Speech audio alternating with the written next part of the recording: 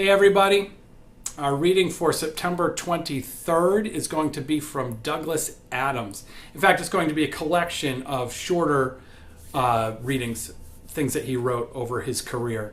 Most of you have probably heard of Douglas Adams. He was a science fiction writer. He wrote fairly philosophical books that were also very funny. The most famous one, of course, being Hitchhiker's Guide to the Galaxy. And this Sunday we'll be thinking a little bit about those big questions that all human beings ask themselves. Questions about, as Adams would put it, life, the universe, and everything.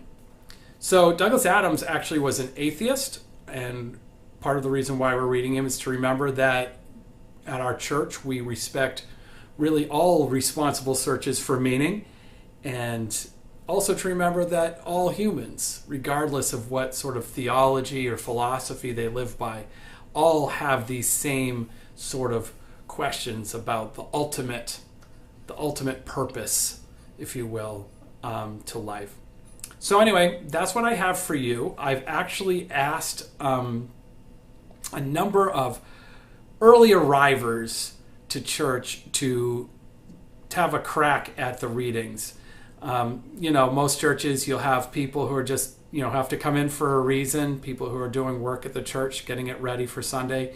And here are some of the people who go to our church doing the readings for the September 23rd, Douglas Adams, Life, the Universe, and Everything. In the beginning, the universe was created. This has made a lot of people angry and is widely regarded as a bad move. A common mistake that people make when trying to design something completely foolproof is to underestimate the ingenuity of complete fools. It is a well-known fact that those people who most want to rule people are, ipso facto, those least suited to do it. To summarize the summary, anyone who is capable of getting themselves made president should on no account be allowed to do the job. Isn't it enough to see that a garden is beautiful without having to believe that there are fairies at the bottom of it too?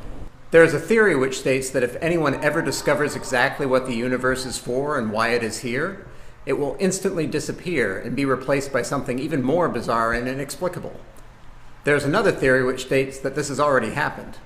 The disadvantages involved in pulling lots of black, sticky slime from out of the ground where it had been safely hidden out of harm's way, turning it into tar to cover the land with, smoke to fill the air with, and pouring the rest into the sea, all seem to outweigh the advantages of being able to get more quickly from one place to another. He hoped and prayed that there wasn't an afterlife. Then he realized that there was a contradiction involved here and merely hoped that there wasn't an afterlife. Many were increasingly of the opinion that they'd all made a big mistake in coming down from the trees in the first place, and some said that even the trees had been a bad move, and that no one should ever have left the oceans. All you really need to know for the moment is that the universe is a lot more complicated than you might think, even if you start from a position of thinking it's pretty damn complicated in the first place. On planet Earth, man had always assumed that he was more intelligent than dolphins because he achieved so much. The wheel, New York, wars, and so on. Whilst all dolphins had ever done was muck about in the water and have a good time. But conversely, dolphins had always believed that they were far more intelligent than man for precisely the same reasons. Go. Don't panic. Right, one more. Don't panic. So that's it. I hope you enjoyed our readings, and I hope to see you on Sunday. Best of love to everybody. You know how to get in touch. Hang in there.